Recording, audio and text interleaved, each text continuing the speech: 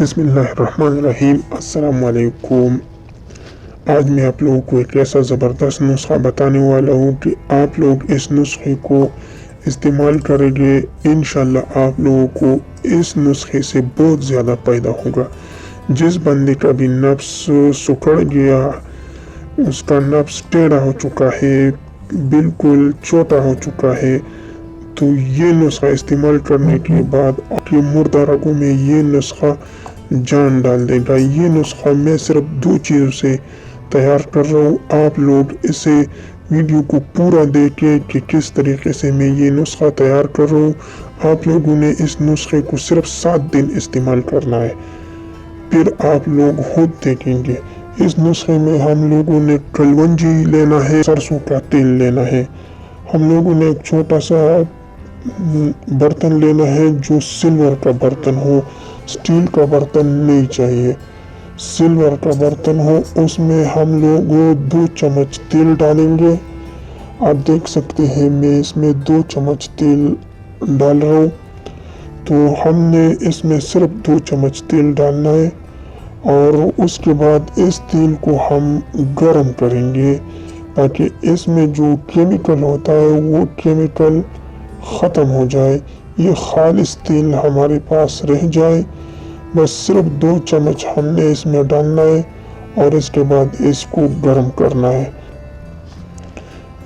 ताकि हमारे पास सिर्फ खालिस तेल रह जाए, इसमें जो केमिकल होता है वो केमिकल ख़त्म हो जाए। और कलवंजी को भी हम लोगों ने ग्राइंडर कर देना है, बारीक सपूप कर देना है। इसे ग्राइंडर की मदद से बारीक सपूप कर देना है, ऐसा कलवंजी नहीं चाहिए। आप देख सकते हैं मैंने ये तेल गरम कर दिया, आप लोग देख सकते हैं ये तेल गरम कर दिया और कलवंजी को भी मैंने ग्राइंडर की मदद से सपूप बना लिया, ग्राइंड कर दिया। अब मैं इसमें 1 चम्मच कलवंजी डालूंगा ताकि इसमें अच्छी तरह कलवंजी का असर आ जाए, इस तेल में कलवंजी का असर आ जाए।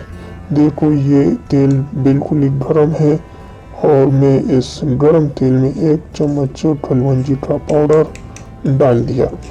इसे अच्छी तरह से मिक्स कर देना है ताकि इसका जो कलवंजी का असर है ये इस तेल के साथ मिक्स हो जाए और इसे चम्मच के ज़रिए हिला देना है ताकि ये तेल ठंडा भी हो जाए और इसका कलवंजी का जो असर है इस तेल के साथ मिल जाए।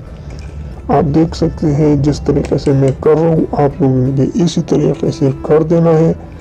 और इसके बाद ये तेल जब ठंडा हो जाए ना तो आप लोगों ने इसे अपने नफ्स के ऊपर लगा देना है।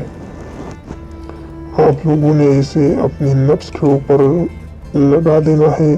आप देख सकते हैं अभी ये ठंडा हो चुका है तो मैं इसे आप लोगों को दिखा रहा हूँ कि किस तरीके से आप लोगों ने लगा देना है। ये तीनों साइडों से लगा देना है, नीचे का साइड में नहीं लगाना क्योंकि उधर पेशाब का नाली होता है, उधर कोई भी रगे नहीं होता तो उधर ज़रूरत नहीं है।